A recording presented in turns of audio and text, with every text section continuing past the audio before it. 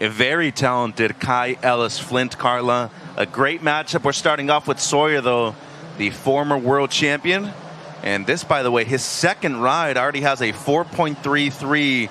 So getting to work quickly right here at south side of the pier. Yeah, this was one of the heats I've definitely was looking forward to seeing. Super stoked to be able to watch it right up and personal here. In Huntington, he's also been very used to competition this year. Did actually a couple QS events back in Australia on the shortboarding side, too. Yeah, he's been surfing a ton and really tuning in his boards, and I think he's feeling really good. Self-shaped boards, too. Let's talk about not only the relationship that he probably finds with this wave, really all of Southern California, spending a lot of time with yourself just down south in San Juan Capistrano, too. Yeah, I mean, he spent tons of time. He's known to extend his trip. I know people talk about him making it as a wild card onto the shortboard event there, and wow, really nice wave there for Steven. Held the hang 10 for a long time. And a small wave, Carla, but talk about somebody who really uses the entirety not only of the board, the entire surface of the wave as well as he could have of the day. Yeah, I was saying in an earlier interview, he really wanted to just kind of slow things down and show the judges the maneuvers that he's able to do. And look really clean and beautiful. And that's what separates, the best in the world, is making small waves look really good. And then big waves on a longboard. I mean, you got to be good at anything, right, Kev? Of course. I mean, I think just the way Steven has set himself up here with the 7, Kai's going to have to work on getting those higher scores. I don't see a 6 and a 6 working out for him. I think he's going to need to go 7 and higher. An amateur contest that you grew up doing, you have 15 minutes. Here goes Kai here with priority on his backhand. Works himself up there to the nose. Quick tap of the hang 5. And that was a nicely surfed wave. The wave didn't give him a ton of opportunity, but he's showing how smooth he is. Kai Ellice is, top longboarder in the world. He's so smooth, and he's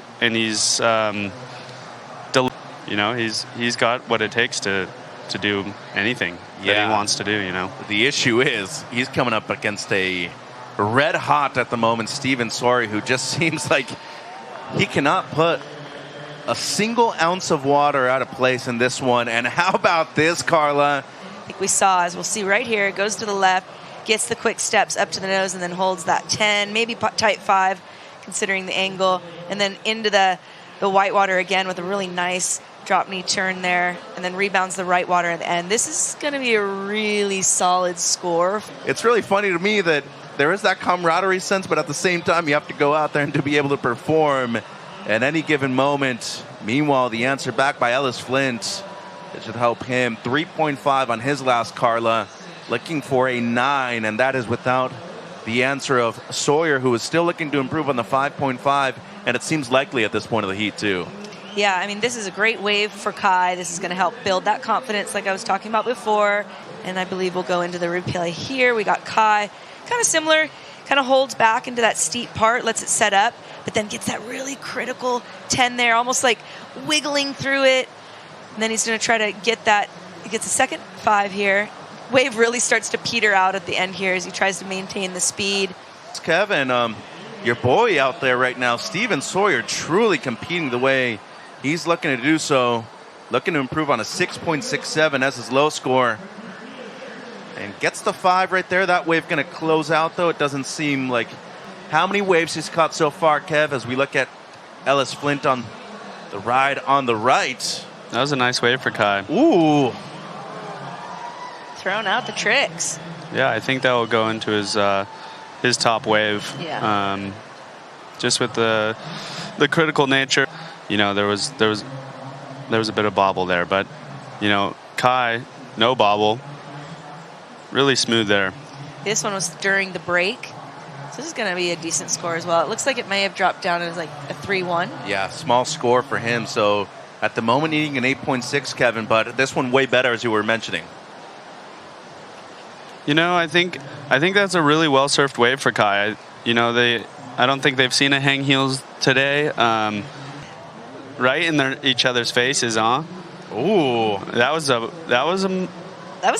That was a technical maneuver by Stevie to keep Kai off that wave.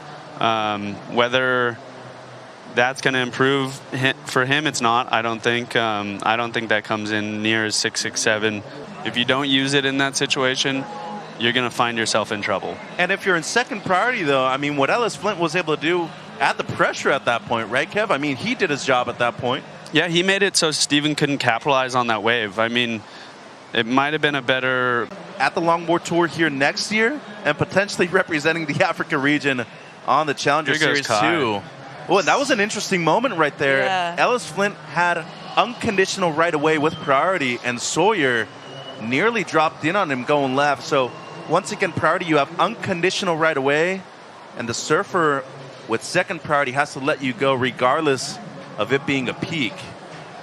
And it got close there momentarily, but some good work right here by Ellice-Flint. He's needing a 6.57, just over 2 minutes on the clock. Yeah, that was the longest connection that we've seen to the sand there. I think that's gonna come real close, if not there. He did what he needed to do on that wave by blocking Steven off that, and then also really being in the critical section of that wave and hitting that with speed. And you see board movement. Like he's changing directions. He's not hitting it and kind of sliding down the wave. He's hitting it, projecting, and redirecting. Yeah.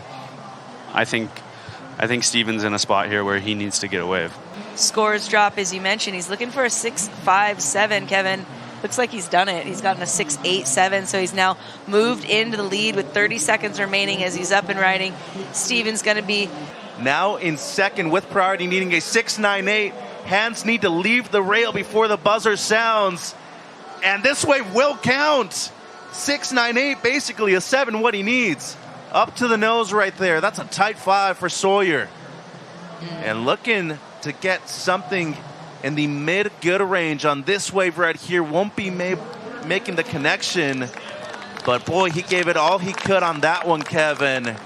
Best scores. I mean, 7.1 in the 6.87 to Steve's 7 and 6.67. That was great to watch. He really stuck to his guns there.